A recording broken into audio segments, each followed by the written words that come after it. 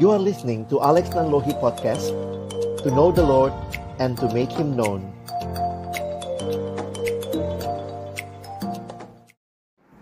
Mari sebelum membaca, merenungkan firman Tuhan, kita berdoa. Kami akan membuka firman-Mu ya Tuhan. Kami mohon bukalah juga hati kami. Jadikanlah hati kami seperti tanah yang baik, supaya ketika benih firman Tuhan ditaburkan boleh sungguh-sungguh berakar, bertumbuh, dan juga berbuah nyata di dalam kehidupan kami. Berkati hamba-Mu yang menyampaikan dan setiap kami yang mendengarkan. Tuhan, tolonglah kami semua agar kami bukan hanya jadi pendengar firman yang setia, tapi mampukan dengan kuasa dari Roh-Mu yang kudus, kami dimampukan menjadi pelaku-pelaku firman-Mu di dalam hidup kami, di dalam masa muda kami. Bersabdalah ya Tuhan, kami sedia mendengarnya dalam satu nama yang kudus, nama yang berkuasa, nama Tuhan kami Yesus Kristus. Kami menyerahkan pemberitaan firman-Mu. Amin. Shalom. Selamat malam teman-teman sekalian. Hari ini kita akan bersama-sama melanjutkan gitu ya. Kak Alex sama Kak Debbie bagi dua kan. Kak Debbie minggu lalu, kalau yang datang bahas tentang murid. Bagaimana ciri seorang murid. Murid itu adalah orang yang seperti apa. Dan hari ini Kak Alex akan bahas lebih jauh tentang konsekuensi hidup sebagai seorang murid. Nah, saya mau review sedikit lagi. Mungkin kita baca dulu lagi ya, yang Kak Devi juga mungkin udah sampaikan. Kisah Rasul 11. Kita lihat dulu Kisah Rasul 11 ayat 26.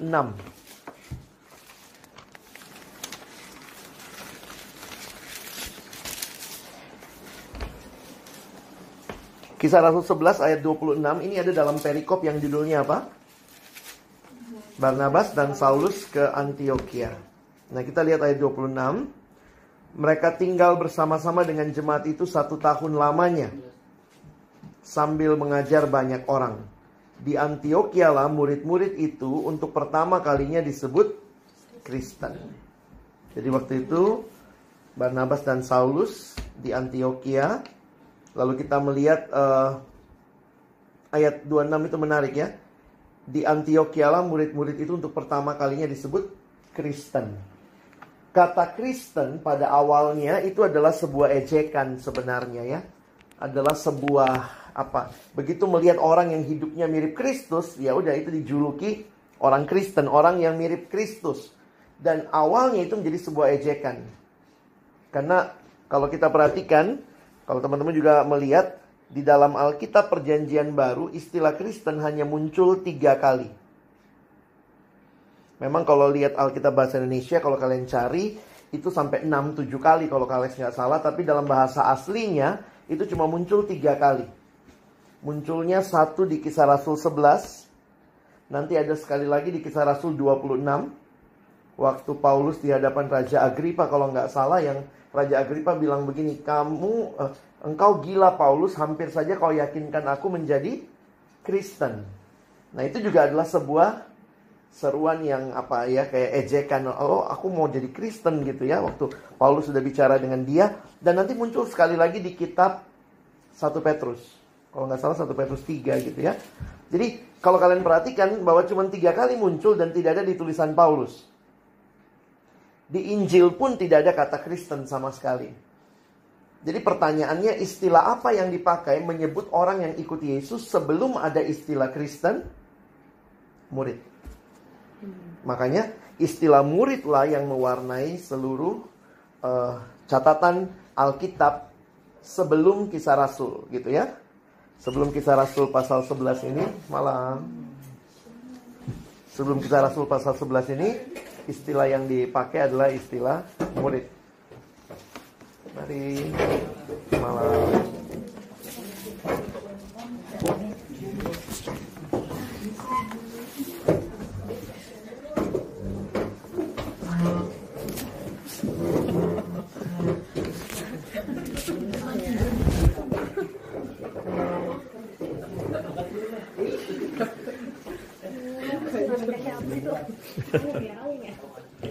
Oke. Baik. Jadi balik lagi kepada satu pemahaman. Berarti kalau kita lihat di dalam Alkitab, Kristen itu sama dengan murid. Murid itu sama dengan Kristen. Nah, sekarang itu muncul semacam perbedaan. Apalagi orang suka nanya gitu, oh Kristen ya, mau ikut pemuridan. Seolah-olah ada option, you can be a Christian without be a disciple. Padahal nggak bisa. Murid ya Kristen, Kristen ya murid.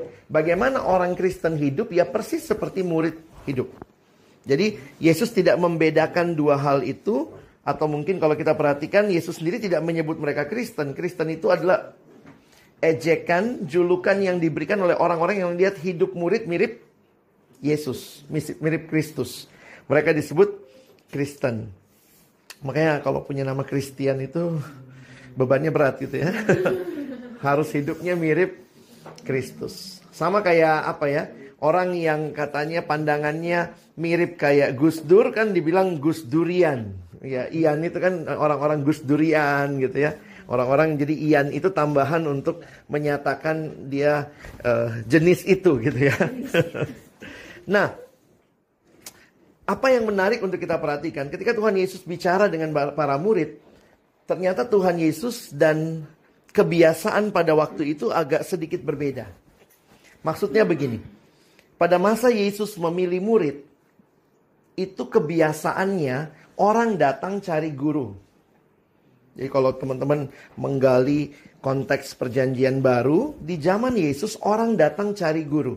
Seperti kita datanglah ke sekolah daftar gitu ya. Nah tapi hal yang sangat membedakan dari apa yang Tuhan Yesus lakukan, dia justru yang cari murid. Jadi ini sangat beda. Di saat orang cari guru, Yesus justru cari muridnya. Dan murid-muridnya ini, dia mau punya kualitas yang berbeda. Nah, kita akan lihat satu ayat yang sering kali dibahas, Matius pasal 16. Mari kita lihat sebentar ayat 24.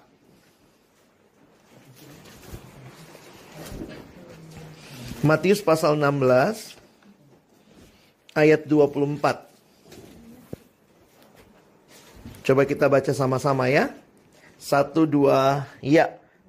Lalu Yesus berkata kepada murid-muridnya, setiap orang yang mau mengikut aku, ia harus menyangkal dirinya, memikul salibnya. Perhatikan ini ada di perikop apa? Pemberitahuan pertama tentang penderitaan Yesus dan syarat-syarat mengikut dia. Jadi ternyata Tuhan Yesus sudah kasih tahu sama murid-muridnya, sampai kalau dalam catatannya Matius sampai 4 kali tentang penderitaan yang akan dia alami. Dan juga di sini muncul ayat yang ke-24 tadi. Yesus mengingatkan tentang siapa yang mau mengikut dia. Nah, ada 3 hal. Ini boleh kita lihat sebagai konsekuensi atau mungkin bisa tercampur lah. Ada konsekuensi, ada syarat di dalamnya. Orang-orang yang mengikut dia. Yang pertama itu adalah menyangkal diri. Nah, apa artinya menyangkal diri? Itu yang Kak Alex mau kita pelajari. Dan coba, waktu kita pelajari, kita coba evaluasi diri kita. Apakah kita sudah belajar menyangkal diri atau belum? Ya, menyangkal diri itu bukan begini. Misalnya saya Alex, oh saya bukan Alex gitu ya. Itu menyangkali namamu begitu ya. Tapi menyangkal diri, pengertiannya adalah menyerahkan kendali hidup kita bukan lagi kepada aku, kepada diri kita, tetapi kepada Tuhan. Jadi bukan lagi saya tuannya atas hidup saya, tapi dialah yang jadi tuan dalam hidup saya. Apa yang menyenangkan dia, itu yang saya lakukan. Sehingga mungkin nih ya, kalau tadi ngobrol sama Johan tentang LGBT begitu ya. Sekarang ini orang pada bicaranya, generasi ini punya prinsipnya gini, follow your heart. Apa yang hati lu rasa ikutin aja. No, it's not follow your heart. Kalau kita bicara menyangkal diri, follow God's word. Firman Tuhan ngomong apa? Biar rasanya, aduh gue pengen banget LGBT. Gue kayaknya hidup gue akan terpenuhi kalau gue LGBT. Lalu kemudian orang berpikir kemudian ya sudahlah, lakukan itu sebagai memuaskan hasrat hati. No, not follow. kompas hidup kita tuh nggak bisa our heart. Itu udah contaminated by sin. Sudah dipengaruhi dosa, sehingga hati-hati dengan even desire of our heart. Misalnya, kalau ada yang pengen, yaitu kalau kita bicara hidup ya, ada orang kan fetishnya macam-macam ya. Saya ketemu satu anak remaja nih ya. Nah mungkin Kak Alex ngomongnya belak-belakan aja lah. Waktu saya ketemu dia, terus kemudian dia cerita, iya Kak, doain saya terpengaruh pornografi. Oke. Saya bilang, kamu aksesnya di mana? Saya suka lihat video porno Kak. Oke, kita doa lah ya. Tapi kemudian kamu mau berubah. Iya Kak, saya tahu ini nggak tepat, nggak benar. Tapi kemudian dia cerita lagi lebih jauh. Di situlah saya jadi sadar gitu ya. Waktu dia bicara pornografi, dia bilang, saya senangnya, tapi Kak mungkin saya kelainan ya. Kenapa kamu kelainan? Saya senangnya adegan perkosaan. Jadi waktu saya tanya sama dia, dia sukanya adegan perkosaan. Lalu kemudian saya bodoh juga nanya, emang lu dapat di mana? Googling aja Kak, keluar itu, gitu ya. Loh, terus poinnya nanya gitu ya, tahu nih, anak kapal, awas.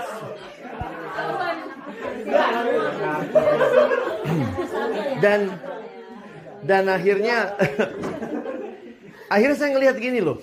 Jadi ternyata memang ada pergumulan-pergumulan pribadi yang setiap orang alami, yang mungkin juga bukan cuma sekedar pergumulan yang di permukaan, harus dicari juga akarnya ini apa. Nah, ada satu pemahaman yang dikasih sama Martin Luther. Martin Luther bilang begini. Ini Bapak Reformasi ya, bukan gereja seberang itu ya. Martin Luther sebenarnya dari awal dia sudah melihat bahwa sebenarnya manusia itu dalam hidup pasti menyembah. Karena kita ini diciptakan oleh Tuhan. Jadi waktu kita diciptakan oleh Tuhan, maka otomatis kita itu diciptakan untuk siapa? Ya untuk Tuhan. Pertama kali kita dicipta oleh Tuhan dan untuk Tuhan. Karena itu manusia itu selalu paling klop kalau dia ke Tuhan. Jadi katanya manusia itu akan selalu menyembah. Jadi pilihan dalam hidup bukan begini, menyembah atau tidak menyembah. Pilihannya bukan itu. Pilihan kita dalam hidup yang pasti menyembah adalah sedang menyembah Allah yang benar atau sedang menyembah Allah yang salah. Itulah yang namanya Allah yang salah, ini namanya berhala. Makanya Martin Luther bilang begini, kenapa perintah pertama di Alkitab untuk 10 perintah Allah, jangan ada padamu Allah lain. Karena Martin Luther tahu bahwa manusia itu pasti menyembah. Kalau pilihan kita menyembah nggak menyembah kan, ya udah misalnya jangan menyembah Allah lain gitu ya.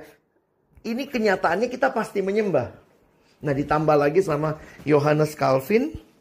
Calvin kasih kalimat begini. Hati manusia yang sudah tercemar dosa itu pabriknya berhala. Kita akan selalu bikin atau memproduksi berhala. Kita akan cari terus. Ini mirip kayak kalau kalian ingat nonton Minion ya. Minion yang kecil-kecil kuning itu ya.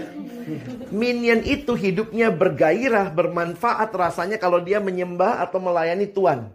Sayangnya dia selalu cari Tuhan yang paling jahat. Nah, itu gambaran manusia. Kita itu selalu akan menyembah sesuatu. Jadi kalau kita nggak lagi menyembah Allah, kita menyembah yang bukan Allah. Apa saja yang bukan Allah yang biasa kita sembah? Semua yang bukan Allah, ya. Jadi ini kategorinya begini ya. Ada yang bilang juga gini. Saingan terberatnya Tuhan, itu berkatnya sendiri. Kita sangat senang sama berkat Tuhan, sampai kita bisa menyembahnya dan lupa sama Tuhannya. Uang itu berkat Tuhan. Tapi waktu manusia menjadikan uang segala-galanya, manusia mulai cinta uang jadi Tuhan, maka ya menyangkali diri itu adalah mau mengatakan bahwa walaupun saya sangat senang dengan uang, tapi bukan uang Tuhan saya. Yesus yang harus jadi Tuhan saya. Ingat, dalam hidup itu ada hal yang baik. Hal yang baik biarlah tetap baik. Jangan hal yang baik jadi utama. Hal yang baik begitu jadi utama, itu jadi berhala. Coba ulang ya. HP baik nggak? Baik. Jangan jadi utama. Karena begitu jadi utama, kita nanti berhalanya HP. Nonton drama Korea boleh nggak? Ya boleh dong. Tapi kalau itu jadi utama, bahkan jadi gini, begitu kita jadikan itu utama, itu masuk kepada menyedot hidup kita. Sampai harga diri kita bisa dapat dari situ. Uang baik nggak? Baik kan? Makanya Alkitab bilang, akar segala kejahatan adalah? Nah, bukan uangnya. Cinta uang. Ada anak pernah begitu, iya bener ya Kak Alex ya, akar segala kejahatan adalah uang. Saya bilang, kok salah baca. Akar segala kejahatan itu cinta uang. Kalau nggak suka uangnya kasih saya. Banyak pelayanan mesti dibiayai gitu ya. Poinnya adalah cinta kepada uang. Jadi cinta yang berlebihan kepada uang, maka hal yang baik diutamakan, maka kamu akan ukur semuanya dari situ. Sukses itu berarti apa? Banyak uang. Hidupmu untuk apa? Cari uang. Nah kalau jadi begitu sesuatu kita tempatkan utama, yang baik jadi utama, ini akan menyedot hidup kita. Sadar apa enggak? Menyangkal diri itu bisa mengatakan bukan aku tuannya, bukan uang tuannya, tapi memang Yesus Tuhannya. Itu namanya menyangkal diri. Orang tua baik nggak? Baik. Bisa jadi berhala? Bisa. Bukan berarti kita nggak sayang sama orang tua, tapi jangan memberhalakan orang tua. Satu anak datang sama saya, lalu dia cerita gini, Kak Alex, tadi kakak bilang nggak boleh, waktu itu saya lagi khotbah apa, dia bilang, tadi kakak bilang nggak boleh nyontek ya? Saya bilang, iya loh nggak boleh nyontek. Loh kok kata mama saya boleh? Siapa mamamu? Terus saya tanya, kenapa mamamu bilang begitu? Dia cerita.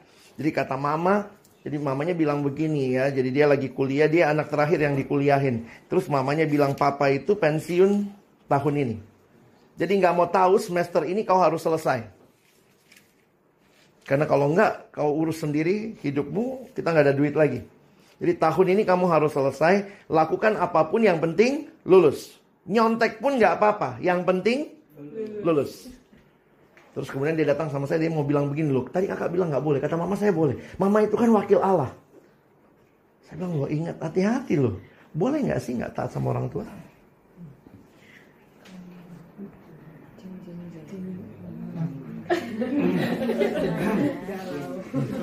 Di Alkitab untuk orang tua ada dua kata kunci dari anak. Pertama, taatilah orang tuamu, tapi ada komanya, di dalam Tuhan. Jadi kalau kita ketemu orang tua sama Tuhan, beda pendapat, yang mana yang mesti kita ambil? Tuhan. Ya memang saya kasih contohnya begini. Jadi sebenarnya Alkitab mau menyarankan begini, taatilah Tuhan lebih daripada orang tuamu.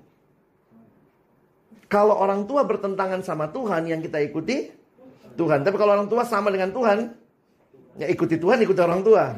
Sayangnya kita suka nggak gitu ya. Misalnya pulang dari sini terus kemudian mamamu bilang, ayo nak kita bunuh anak tetangga, mesti taat. Jangan taat bodoh-bodoh gitu ya. Nggak bisa kita taat bodoh gitu. Kita mesti taat. Jadi, nah kadang-kadang kan orang tua di dalam dosa. Orang tua juga kan sudah jatuh dalam dosa gitu ya. Ada nggak nasihat-nasihat orang tua yang kadang-kadang ini nggak tepat? Ya kita mesti bisa menilai ini. Ini ekstrimnya tadi ya, ajak bunuh tetangga misalnya tadi apa. Atau dulu kan kayak misalnya waktu masih kecil zaman-zaman dulu gitu. Nanti kalau ada telepon bilang papa nggak ada. Om kata papa nggak ada kan? Gimana itu? Jadi sebenarnya kita mesti berpikir juga, jangan taat yang bodoh gitu ya. Nah, tapi kata kedua yang Alkitab pakai, kata hormat. Waktu kata hormat, saya cek, memang ada dalam Tuhan, tapi kata hormat itu tidak ada syaratnya. Kalau taat, ada pilihan. Kalau itu sesuai dengan firman Tuhan. Tapi hormat, itu tidak ada pilihan. Maksudnya begini, mau papa kita baik, papa kita suka pukul istri, papa kita mungkin nggak bertanggung jawab, mama kita nggak baik, mama kita lagi nggak benar, tidak ada pilihan untuk nggak hormat. Untuk taat ada pilihan, untuk hormat apapun situasi mereka, kita diminta hormat. Sayangnya kita suka kebalik, begitu nggak taat juga sekalian nggak hormat, kayak satu paket gitu ya. Oh ngapain ini orang tua nggak bisa diteladani? Oh tetap hormat. Yang kita nggak ikuti, jangan taati apa yang dia minta, tapi hormatnya mesti tetap. Nah itu yang kadang-kadang dalam hidup kita sulit. Jadi teman-teman mesti ingat, setiap kita itu sedang menyembah Tuhan. Yang poinnya bisa Allah, bisa juga hal-hal yang kita jadikan berhala. Karena hal baik kita jadikan utama. Nah ini yang kita mesti belajar, evaluasi diri terus. Saya itu sudah jadikan drama Korea itu berhala nggak ya?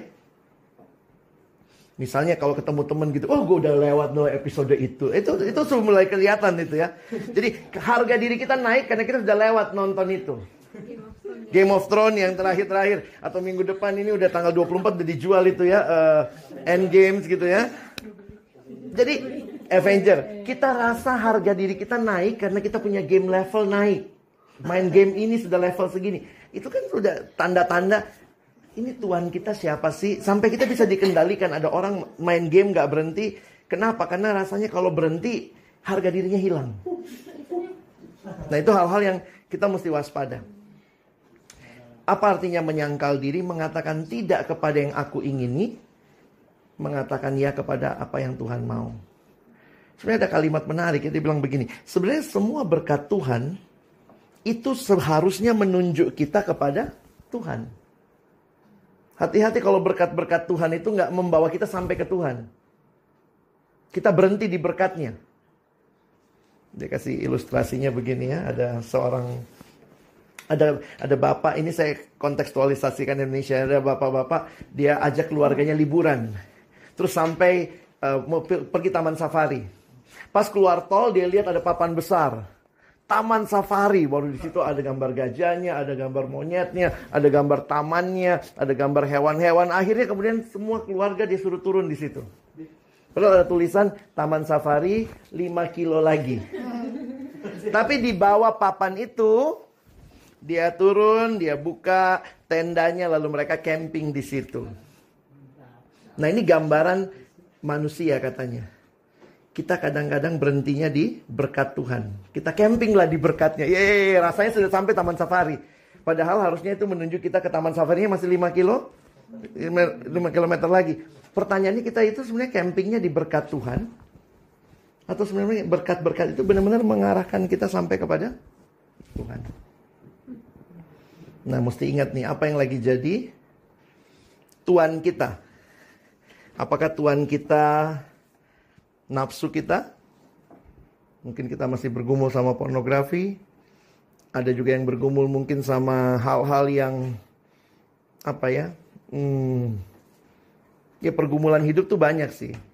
Kadang-kadang orang kalau bilang, iya ini dia dosanya begini, dosanya begini. Kita paling gampang nuding dosa orang gitu ya. Tapi mesti cek lagi hidup kita.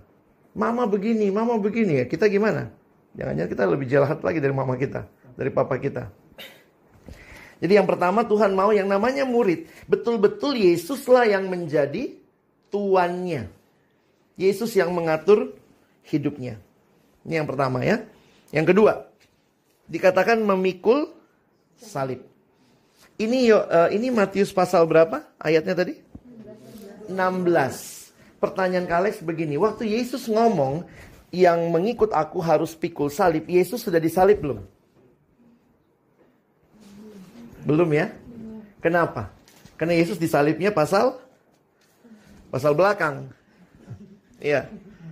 Sederhana. Jadi waktu Yesus ngomong pikul salib, kira-kira muridnya ngertinya apa? Nah, ini kita mesti paham nih. Yesus bukanlah orang yang pertama kali disalib. Yesus bukan orang pertama yang pikul salib. Karena apa? Salib itu adalah hukuman mati yang biasa pada masa itu. Jadi kalau lihat sejarahnya, kalau cerita sedikit soal salib ya. Jadi pada masa itu, waktu Yesus lahir, bangsa Yahudi, bangsanya Yesus lagi dijajah sama penjajah Romawi. Ya, Mesir perjanjian lama ya. Tenang Joy, di kapal goyang mungkin, goyang di kapal ya. Sudah sampai Mesir dia.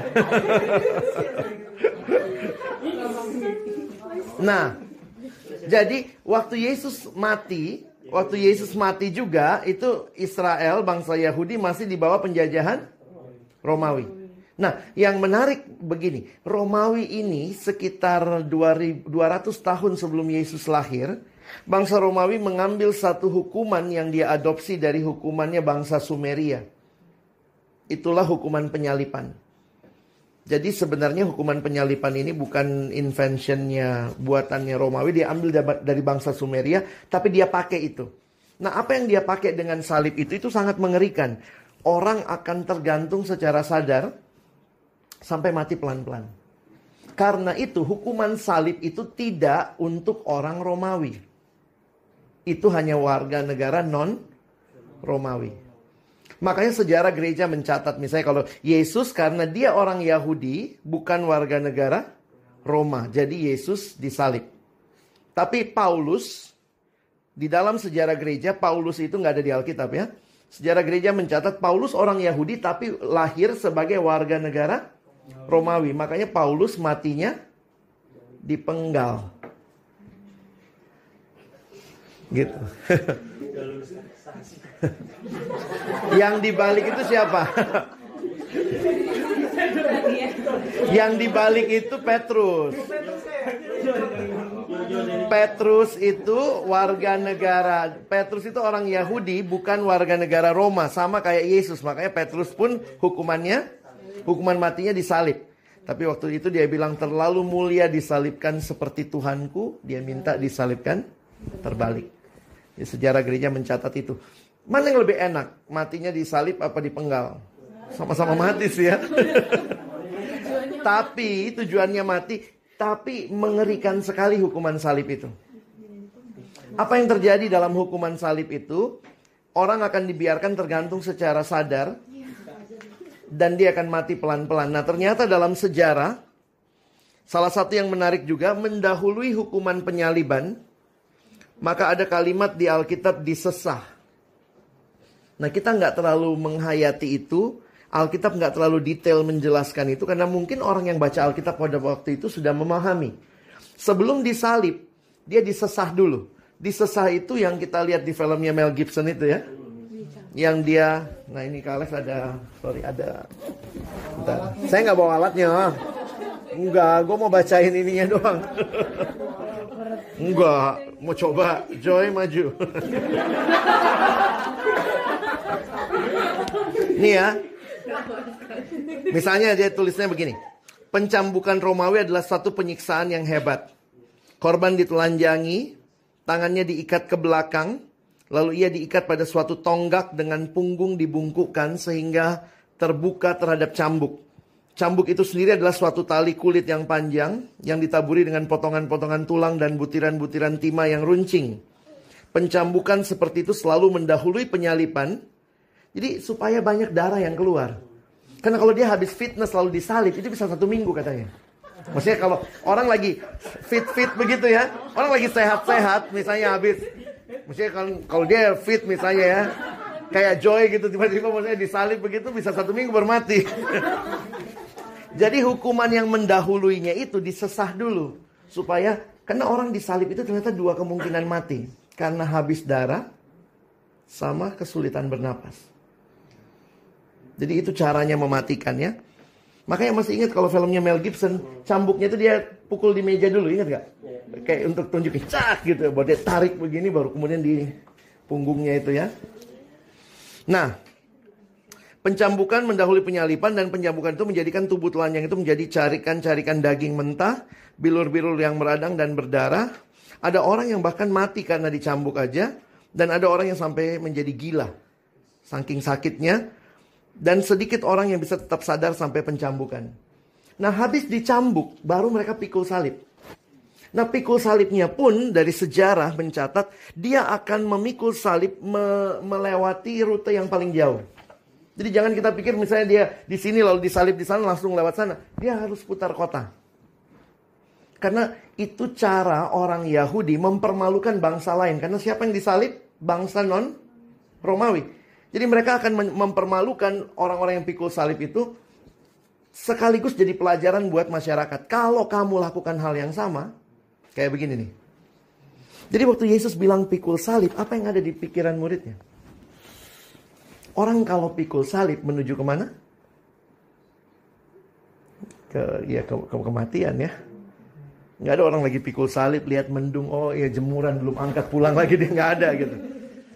Orang yang ikut Yesus digambarkan seperti orang yang pikul salib. Maksudnya tujuannya fokusnya satu. Dan itu tidak lagi, jadi maksudnya gini, jangan pada saat yang sama sedang ikut Yesus, pikul salib, tapi kemudian masih peduli sama hal-hal yang lain. Saya waktu pikir Tuhan Yesus berharap murid itu ini sekali ya, tinggi gitu tuntutannya. Sangkal diri, bukan kau lagi jadi tuannya, bukan semua hal, tapi aku tuannya, kata Yesus. Yang kedua, kamu pikul salib, itu berarti menuju kematian, berarti berapapun harganya harus dibayar. Dan yang ketiga, yang terakhir adalah ikut aku. Ini sederhana sebenarnya. Jangan sampai sangkal diri, pikul salib, ikut dunia. Sangkal diri, pikul salib, ikut Tuhan. Dan waktu melihat semua ini, di dalamnya ya semua konsekuensi itu ada. Bahkan sampai memberikan nyawa, bagi saya itu konsekuensi yang paling tinggi. Dan itu yang Tuhan berikan juga kepada murid-muridnya. Nah, ini jadi pertanyaan penting buat kita. Kalau kita ngakunya orang Kristen, murid Yesus, sebenarnya ini yang harusnya menjadi ciri hidup kita. Setiap hari kita sedang berproses menuju hidup yang makin mirip seperti Kristus.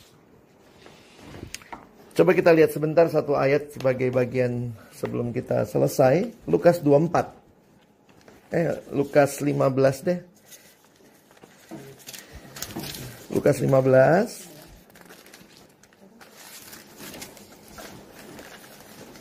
Kok 15 tadi? Kalian sebelumnya berapa? 24 ya? 24 mah kelewatannya. Sebentar. Lukas 14, sorry ya. Lukas 14 ayat 25.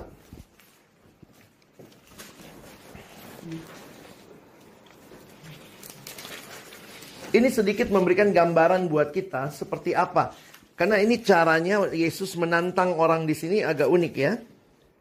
Coba perhatikan ayat 25, Lukas 14 ayat 25. Pada suatu kali, banyak orang berduyun-duyun mengikuti Yesus dalam perjalanannya. Kalau banyak orang itu berapa banyak tuh? Ini banyak ya. Berduyun-duyun itu berapa banyak? Banyak ya. Kalau mengikuti Yesus, Yesusnya jalan di mana? Depan ya. Jadi anggaplah ini saya Yesus ya. Kalian murid ya. Nah, kalian bisa bayangkan waktu itu orang dari berbagai daerah sudah datang ikut Yesus. Sampai di Lukas 14, Yesus sudah makin terkenal nih. Sudah bikin mujizat, sudah apa. Jadi saya pikir banyak orang yang datang entah dengan motivasi benar, entah karena cuma mau lihat. Tapi ini banyak berduyun-duyun nih. Saya lagi bayangkan mungkin kalau Yesus jalan terus di belakang gitu ya. Yesus, Yesus gitu ya. Partai Yesus gitu ya. Nah, kemudian yang menarik ini. Lihat ya. Ketika itu berduyun-duyun mengikuti Yesus dalam perjalanannya, sambil berpaling ia berkata kepada mereka. Nah, kalimatnya menarik. Yesus mengatakan, jikalau seorang datang kepadaku dan ia tidak membenci bapaknya, ibunya, istrinya, anak-anaknya, saudara-saudara laki-laki atau perempuan, bahkan nyawanya sendiri, ia tidak dapat menjadi muridku. Saya pikir gini loh, udah diikutin banyak orang, udah syukur loh. Ini orang mau pilek-pilek begini, semua lagi cari pengikut ya. Yesus ini udah banyak orang ikut dia, bukannya dia balik, yo man, kita bikin GFC, Jesus Fans Club. Enggak. Dia balik terus dia tantang, mau ikut. Siap ikut? Kamu mau benci bapamu, ibumu, saudaramu laki-laki. Kata benci di sini maksudnya begini. Maukah engkau menempatkan aku paling utama lebih daripada bapakmu, ibumu, saudaramu? Lalu kalimatnya apa? Kalau nggak demikian, kamu nggak layak jadi muridku. Berikutnya dia ngomong lagi. Itu ayat yang kita mirip yang kita baca ayat 27 ya. Barang siapa tidak memikul salibnya dan mengikut aku, ia tidak dapat menjadi muridku. Perhatikan kata tidak dapat menjadi muridku. 2 kali muncul. Nanti muncul lagi di bawah. Perhatikan ayat 33. Muncul lagi. Jika seorang, demikian pula tiap orang di antara kamu yang tidak melepaskan dirinya dari segala miliknya, tidak dapat menjadi muridku. Tuhan itu tidak cuma senang ada orang yang ikut-ikut. Jadi penggemar. Penggemar beda sama murid. Fans itu ya ikut kalau lagi bagus gitu ya, enak gitu. Tapi Tuhan cari murid. Saya lagi bayangkan kalau saya ada di belakang Yesus waktu dia balik begitu. Saya ikut terus apa saya pulang ya? Jadi kalau kamu mau ikut aku, mesti menempatkan aku lebih dari yang lainnya. Mungkin saya bilang ini sombong banget sih ini orang, sudah ya, sorry. Ada jemuran belum angkat, pulang dulu. Jadi kalau Tuhan mau hidup kita berubah, karena memang betul-betul yang kita ikuti sekarang bukan lagi diri kita, tapi Dia. Sebenarnya seperti apa sih gambarannya? Saya coba bayangkan begini ya, sebagai ilustrasi terakhir gitu. Kalian pernah ditodong nggak? Pernah, atau pernah nodong? Orang-orang kalau ditodong begini, ditanyanya apa? Nah, biasanya ditanyanya apa? Harta atau nyawa. Nah coba, kalau teman-teman ditanya harta atau nyawa, mana yang lebih penting? Harta atau nyawa? Nyawa. Maksudnya, saya sampai sekarang bingung tuh. Kalau misalnya ditanya harta atau nyawa, terus kita mesti jawab apa? Diskusi dulu, tunggu. Kalau saya jawab harta, kau ambil nyawa. Saya ambil... Kau ingat saja, kalau orang datang mau begitu, pasti dia mau uang kan? Nah, tapi kan logikanya begini. Mana lebih penting menurut teman-teman? Harta atau nyawa? Nyawa. Yakin ya? Ngapain punya harta, nggak punya nyawa? Itu rumah siapa? Rumahnya dia. Itu pesawat-pesawatnya dia. Itu helikopter punya siapa? Punya dia. Itu gunung ya punya dia. Mana dia? Tadi pagi mati. Punya harta, nggak punya nyawa, menyedihkan. Tapi juga punya nyawa, nggak punya harta juga sedih. Jadi kita mintanya makanan kami yang secukupnya. Jadi kalau ditanya sekali lagi, mana lebih berharga? Harta atau nyawa? Nyawa. Yakin ya? Nyawa ya? Sekarang Kak Alex nanya, tapi jawabnya tenang aja dalam hati ya. Mana lebih berharga? Harta atau nyawa? Nyawa ya. Mana lebih berharga? Nyawa atau Yesus?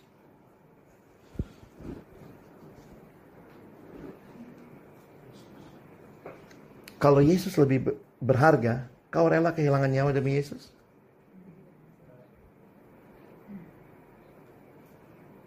Itu kalimat persis yang Yesus bilang ayat 25 tadi. Lukas 14 ayat 25. Ayat 26-nya ya. Jikalau seorang datang kepadaku dan ia tidak membenci bapaknya, ibunya, istrinya, anak-anaknya, saudara-saudara laki-laki atau perempuan, bahkan nyawanya sendiri. Saya waktu lihat ini, Tuhan Yesus merekrut itu, Tuhan Yesus punya training lebih gila dari ISIS. Benar. Kalau aku bilang ISIS itu luar biasa, ini lebih luar biasa. Nyawamu itu nomor sekian.